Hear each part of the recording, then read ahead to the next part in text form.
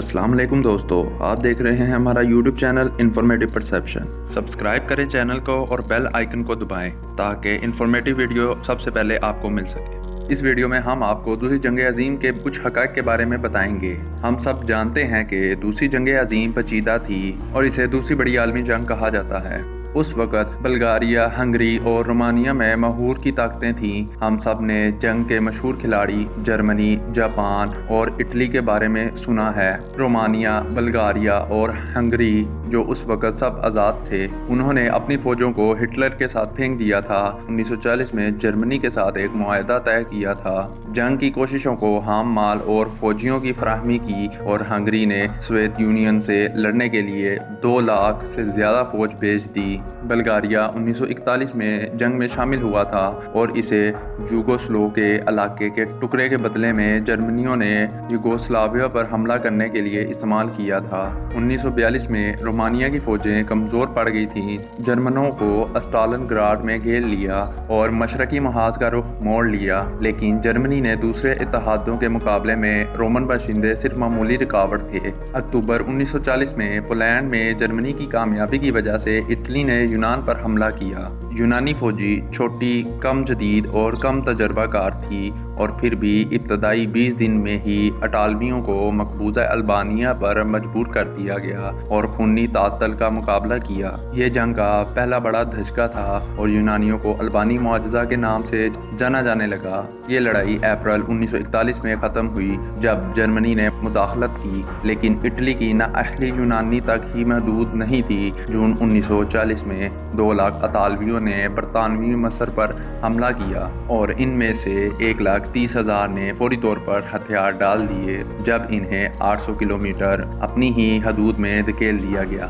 जर्मनियों ने एक बार फिर मुदाखलत की और बलादस्ती हासिल कर ली। ये एक और तनाज़ा था जिसका उन्होंने मनसूबाबंदी नहीं की थी, लेकिन शुमाली अफ्रीका में जंग बिल्कुल मुख्तलिफ होती थी।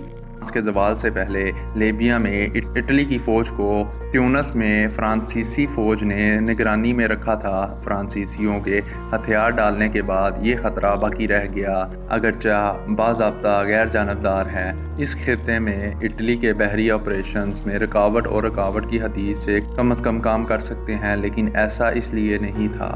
फ्रांस के गिरने के बाद अंग्रेज़ों को खदशा था कि फ्रांसीसी बहरिया जर्मनी के कब्ज़े में आ जाएगी और इनके खिलाफ इस्तेमाल होगी। फ्रांसीसी बाज़कारी की कदीम अंग्रेज़ी रवायत के खिलाफ मज़ामत करने में नाकाम रहे, बल्कि वो गैर जानबदार ममालिक में हमला करने की रवायत का भी मुकाबला नहीं कर सके। जंग में आज़ादी और गैर जानबदारी का ऐलान किया, लेकिन बहर ओकियानूसी की जारी जंग के लिए आइसलैंड को हम स्ट्रेचर अहमियत देते हैं, लिहाजा अंग्रेज़ों ने तहफ़्फ़ुज़ पेश किया।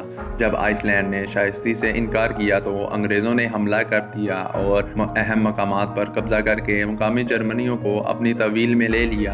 आइसलैंड ने बाज़ाब्ता एहतजाज किया, लेकिन मज़ाहमत नहीं की। जंग के अरसे तक इत्तेहादों के हाथ रहे।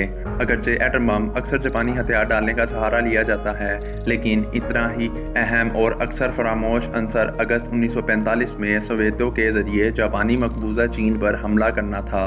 वहाँ तकरीबन 8 लाख सोवियत यूनियन ने 1.5 लाख आदमियों पर हमला किया तो जापानियों को मुकम्मल तौर पर ज़बर कर लिया गया और जापान का हथियार डालना नागरेज़ था।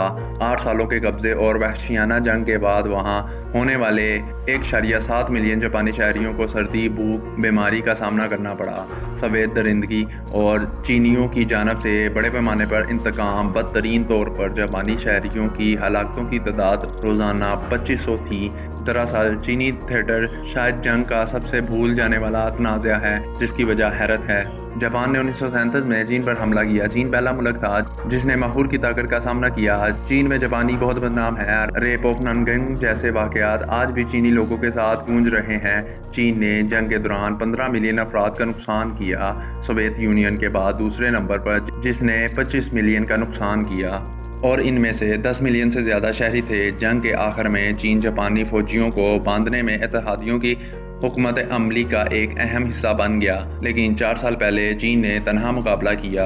ہم سیدھے برطانوی سلطنت کے قابل اعتراض اقتدام پر واپس آ گئے ہیں۔ برطانوی کے لیے جاپانیوں کے خلاف جنگ بڑی طرح شروع ہوئی۔ اس علاقے کو زبردست نقصان پہنچا اور برطانوی تاریخ کا سب سے شرمناک احتیاط ڈال دیا گیا۔ لیکن علاقے کے اس نقصان سے برطانوی سلطنت ہندوستان کے دل میں غیر متوقع نتائج برآمد ہوئے تھے۔ برما نے ہندوستان کے 15% چاول کی فراہمی کی اور اس کا نقصان جاپانیوں کو پہنچا۔ جنگی اور حکومت کے ناقص پالیسی کی وجہ سے نقل و حمل کے مسائل پیدا ہوئے۔ بنگال کے قحط میں زیادہ سے زیادہ 30 لاکھ افراد کسی غیر ضروری ہلاکتوں میں شامل تھے۔ قحط بنگال کے دیہی علاقوں میں پڑا جو برطانوی جنگی پالیسی کے مقابلہ نہیں کر سکتا تھا۔ خاص طور پر برطانویوں نے جاپانیوں کے خلاف حملے کی تیاری میں بڑی مقدار میں چاول کی خریداری کے باعث چاول کی قیمت میں انفلیشن پیدا ہوا۔ لندن میں حکومت نے جان بوجھ کر خطے کے خوراک کی درآمد سے انکار کر دیا جو قحط کو ختم کر سکتے تھے، لیکن اس بات پر اصرار کر رہے تھے کہ مزید چاول کی پیداوار اور برآمد ہو سکتی ہے۔ ونسٹن چرچل نے یہاں تک کہ قحط کا الزام ہندوستانیوں پر لگایا اور یہ دعویٰ کیا وہ خرگوش کی طرح نسل دیتے ہیں۔ جب قحط کی مکمل حد تک احساس ہوا تو انگریزوں نے ان کے خاتمے کے لیے اقدام اٹھائے، لیکن نقصان پہلے سے بھی زیادہ پہنچا۔ برطانیہ کے ہندوستانی مضامین کے لیے اس طرح کی بے بسی اور حقارت کے ساتھ یہاں تک کہ جب 2.5 لاکھ ہندوستانی برطانوی کے لیے لڑے تھے تو عجیب و غریب نتائج سامنے آئے تھے۔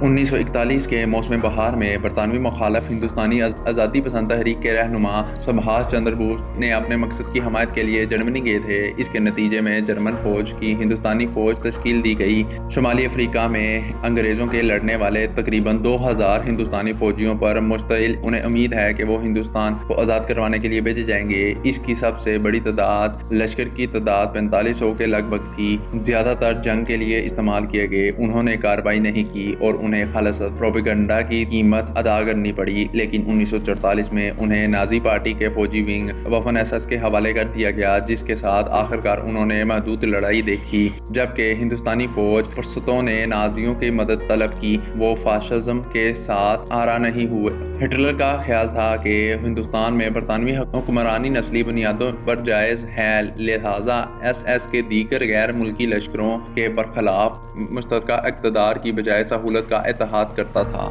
دوستو، آج کی ویڈیو تک کے لیے اتنا ہی۔ امید ہے آپ کو ویڈیو پسند آئی ہوگی۔ اپنی رائے کا اظہار کامنٹ سیکشن میں لازمی کیجیے گا۔ اگر آپ نے ابھی ہمارا چینل سبسکرائب نہیں کیا تو جلدی سے کیجیے تاکہ ہم معلوماتی ویڈیو آپ تک لاتے رہیں۔ اپنا بہت سارا خیال رکھیے گا۔ اگلی ویڈیو تک کے لیے اللہ حافظ۔